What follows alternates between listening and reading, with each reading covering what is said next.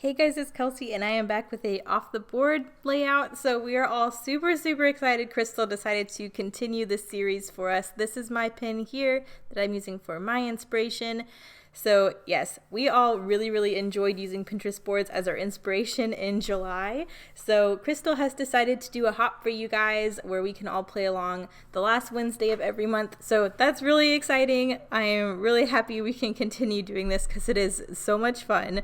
I will link my pin below if you want to play along with that one. Of course, you can play along with your own pin. Make sure if you do and you share it, use our hashtag. It is hashtag OTBWPP, stands for Off the Board with Pattern Paper, who is Crystal. So I am starting off with Heidi Swap's Pineapple Crush. I really like this collection. I thought it was perfect for Hawaii, and I really needed a break from using Palm Beach. If by now it's not killed, it should be soon. So yeah, I think it goes perfect. It also has, pineapples and stuff like that, but it doesn't look super tropical. So I kind of like that balance. I'm going to use this one paper that you see here. The gray side is one side and this floral is the back side. And I decided I wanted to use both of them as the background. I am paper piecing these strips together like you see in the left-hand page. It really looks like in the inspiration photo they have a wood grain 12 by 12 and they layer strips on top of it to make this design.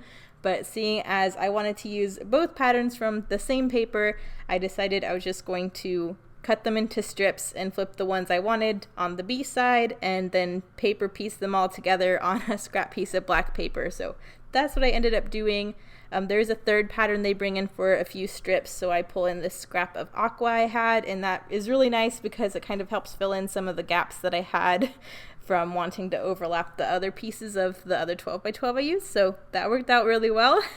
I'm going to piece that all together so I have my background, and then I'll go from there. I was also really excited about this pin in particular because we just so happened to have a challenge from the Scraptacular Cropping Club recently to do a layout incorporating film strips, and of course Ronnie sent me these cute little die cut film strips, so it was just perfect.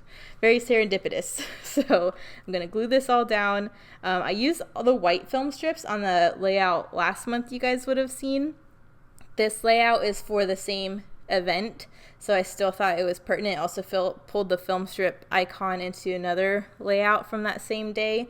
This is Jurassic Valley, where there's lots of movies that have been filmed here, so I thought it was super appropriate. Although film strips you really can use on any scrapbooking page because you're scrapbooking pictures and pictures come on film strips, so I still think it works on different levels. But I thought it being part of like a movie set type thing added that extra layer that was really fun. I don't think in the inspiration photo they matted the photos, but I just wanted a really skinny black border so they kind of got some definition. They were kind of running together as well as running into my background papers. So adding that little skinny black border really helped kind of have them stand out so you could really see the edges of them. I really like how that looks. Also brings in the black from the film strips. So that works really well. I know I want to stagger the photos pretty much just how they are in my inspiration. I really like the way they had them staggered, so I'm just trying to figure out how that will work. I thought I cut my photos down to the same size that my inspiration photos were, or my inspiration pin, but I think theirs were a little bit smaller because they're able to kind of stagger them even more than I did, but somehow have more room still. But I did not want to cut these photos down any more than they already were. So I just stagger them how I can with the size they already are. And I like how it ends up looking. That's a fun little detail to stagger them like that. I didn't want it too extreme, but I wanted it to be a little bit of fun. And then I'm just putting these little film pieces exactly where they are in the pin. I think she laid this layout out really well. And she actually based that layout on a sketch. And I think it was from a cherry on top. You guys can look at that pin. I will link that pin below if you want to follow it. But I think it's for a cherry on top, and it was for a sketch that they were using. So I'm scraplifting a layout based on a sketch. So yeah, but I really love what she did with it, with the layout of everything, using the film strips, her cute little clusters. So I kind of just wanted to keep it just how she had it. I really wanted to also pull in some more of my old hashtag sticker book, the One Canoe 2, because I really want the new one, but I feel like I have to really use up more of my old one before I allow myself to get the new one. So yeah, there's a lot of really pretty aqua colored stickers left in here, and a lot of them are on the clear sticker stock, which is probably why they're left, because I have a harder time using the clear sticker stock. But I decided I was just going to plonk them on this piece of white packaging and cut them out and use them as die cuts. That way I didn't have to worry about what was going behind the clear sticker. If I put these directly on the page, I don't think you'd really be able to read them, just because you'd see through the sticker to this dark background or whatever was going on behind it. So this kind of took that out of the equation. I really like doing this when you have the clear stickers, just make them into die cuts and then you don't have to worry about them. This piece of packaging was pretty thick, just white cardstock, so that was really nice. It gave them some stability. So that was nice. I'm just going to fussy cut them and then I'll use them like that. That way I get them on a page. I kind of was hoarding this set of stickers that you see that I pulled out from the sticker book and placed there on the left. I want to use all of them on the page. I think I do, which is exciting. But I think I was hoarding them for like a camping or hiking page or something, which is why they're left, even though they're adorable. But yeah, then Heidi Swap came out with the wolf pack, and I used that collection for all of the hiking and camping photos I had. So these never made it on a page. So I was like, well, we'll just do it now then. So that's what I end up doing. It takes me a minute to fussy cut this little adventure, but I decided I wanted to use that as part of my title. So it takes a minute to do that. I want it to look nice since it is going to be a title piece, and then I'll figure out where everything else goes.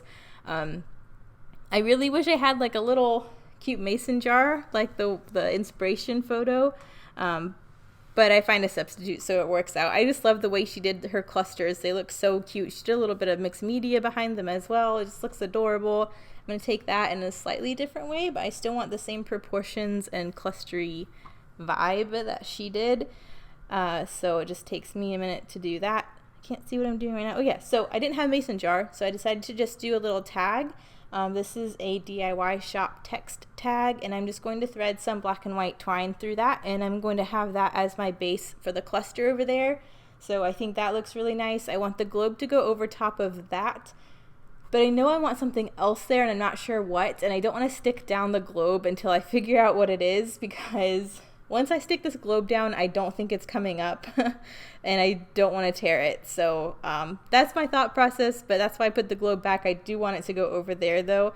I wanted this other tag to go in this upper right-hand corner, just to pull the tag into a different area, pull that pattern into a different area. I'm also threading it with the same twine, which I think looks really nice. But when I stuck it up there, I had it up high enough so you could read the full sentiment on it, which just says, "I'd be lost without you." But then the tag was looking funny because it was sticking so high up. So I did just put a doily behind there so it had something to sit on and it made more sense.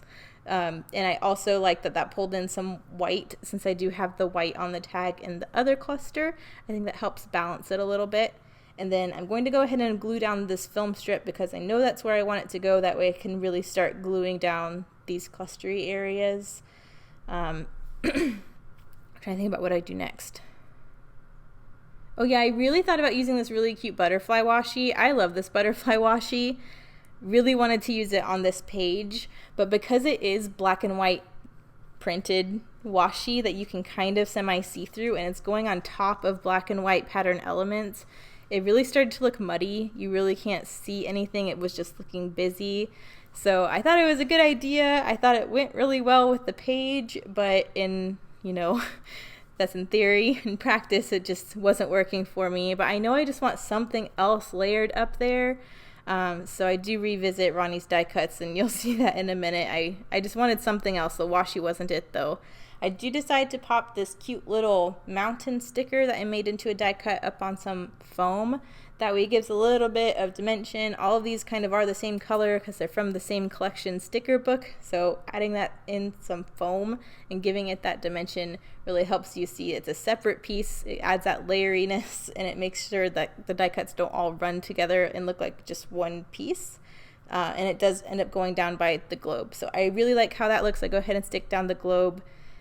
I think that's precious, and it helps pull in the mountains that's in the photos, so it all goes together. And then here's where I pull in Ronnie's little heart die cut she sent me. I love these, and I literally just found out that she also sent me the inside hearts.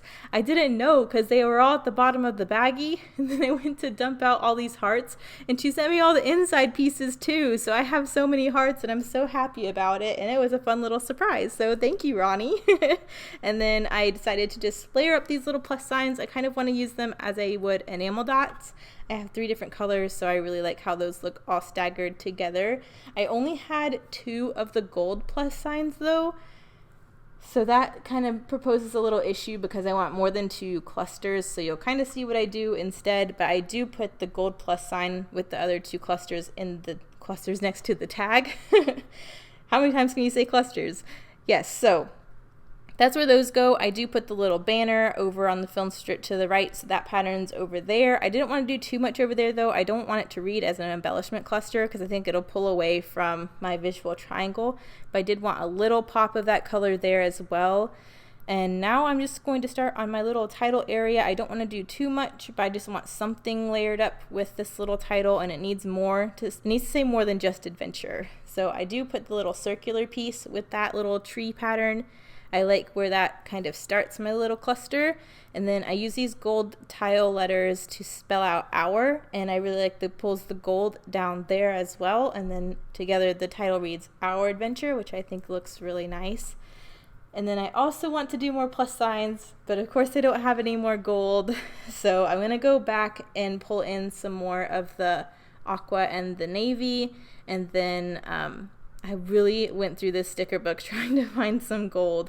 And you can see how much of that sticker book I've used. I mean, I have used a good bit of it. A lot of the full sheets I've just torn out because they were empty. So that's nice. I do feel like I will earn my sticker book, but I'm glad I got this much on this page. That makes me really happy. So yeah, I pull in some more of the aqua, more of the navy, and then I end up just going to some enamel shapes and pulling in some gold glittery hearts to finish off the little cluster of 3 because I wanted a gold with those 2 other colors, and I think that looks really perfect. And I think it's nice that the title kind of has something special that's not in the other clusters, with it being the cute little gold glittery hearts, just so it draws your eye to like, hey, this is the title. So I think that looks really adorable. I love how this page turned out. It was so much fun. Loved this inspiration. So again, I will link that below. Make sure you check out all the other ladies playing along today in the Off the Board with Pattern Paper hop. Make sure you use the hashtag if you play along. Thank you guys so much for watching. Bye.